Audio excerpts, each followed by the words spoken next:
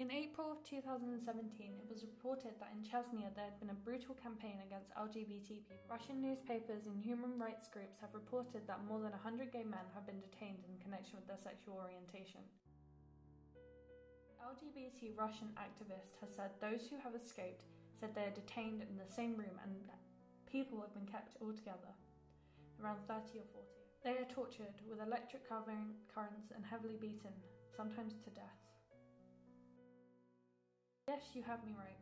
Not in 1942, not in 1967, but in 2017. 2 months into the making of this very documentary. The news broke of 100 men being kidnapped.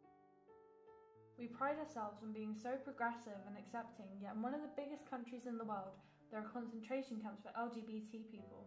We're still treated like cattle and sheep in some parts of the world.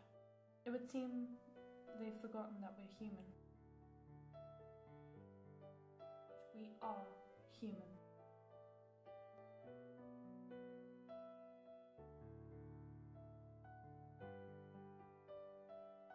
For a time, I thought I was bisexual, and that's temporarily what I identified as. I kind of don't see coming out as a necessary thing, but it's on a need-to-know basis. Like, if someone asks, I will tell them that I'm not straight. I don't really label myself. I think I've always had some sort of awareness. It becomes painfully obvious when you overhear people in class just talking about, hey, this boy I like, he's cool, and I just can't relate, haven't had a crush, no idea what they're on about, can't join in. So there's kind of this feeling of not being quite there, not quite present to discuss it all. And that's when you really figure out that maybe being straight isn't quite your thing. Around year 9, where a lot of my friends had started to come out to me, and I was exposed to a lot of material, I guess, about stuff that's other than heterosexuality. And I mean, I guess I'd known this whole time. I mean, I've come out to, well, a lot of my friends.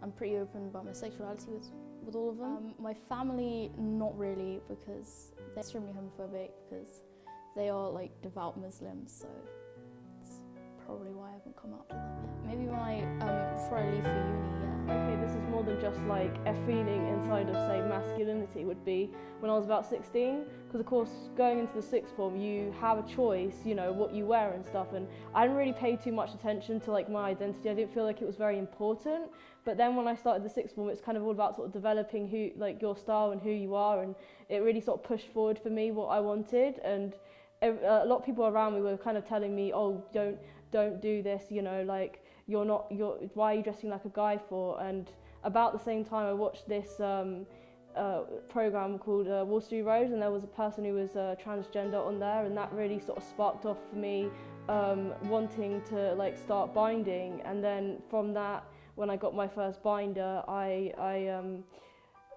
was involved in sort of the transgender sort of community and stuff. The binder that I got, it's basically a top, like a vest or something that you wear that like compresses your chest to make it seem sort of flat.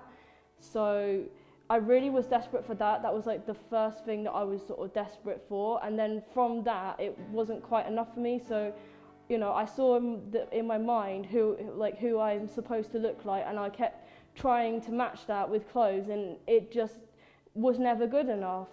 And there are quite a few things that like make me feel quite dysphoric and stuff, and it took me like a while to realise that it wasn't, you know, just like an off thought. It was like something that was getting stronger and stronger, because I think I've always had those kind of feelings since I was like really young of sort of masculinity, but then I didn't really think anything of it, but then all the sort of pieces sort of came together when I was sort of 16, 17, but then it's taken quite a while for everything to sort of fully form until June, when I like fully came out and knew that I was trans for sure, because I didn't want to say I was when it may not have been, because it could be quite like detrimental to have to come out to everybody you know and then for it to be a big mistake. So I wanted to be 100% sure it was nothing else, and that I was trans, that I was male. I identify as male. I wasn't born male. I was assigned female at birth.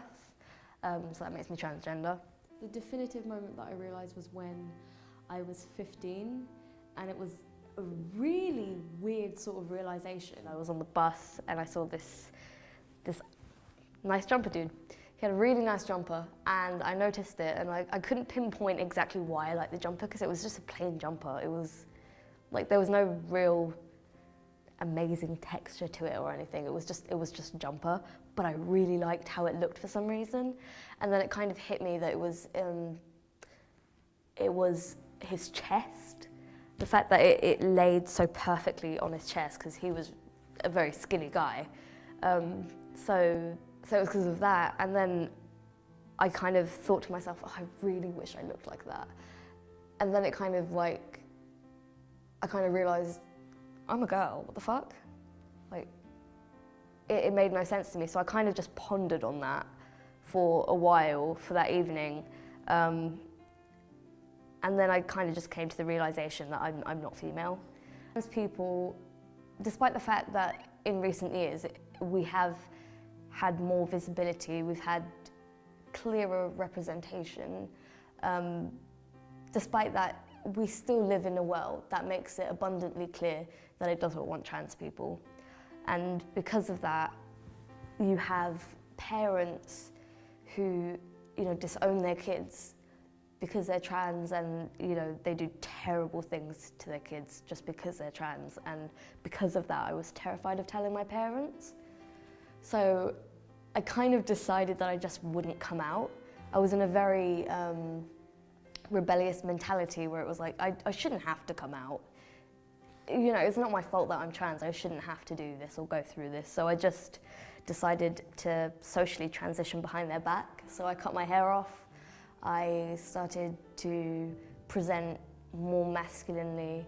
I would just kind of completely abandon any sort of feminine attributes or mannerisms because I didn't have to anymore. I didn't have to be like that. And eventually my mum kind of clocked on. She started to notice that I didn't look like a girl. I didn't sound, well, I do sound like a girl. I just didn't act like a girl anymore. I didn't seem like her daughter anymore. And we were in Primark and I was shopping for boxes, and it was at that moment that she was kind of like, if you had it your way, I'd have 3 sons, wouldn't I? And that is how my family found out I'm trans.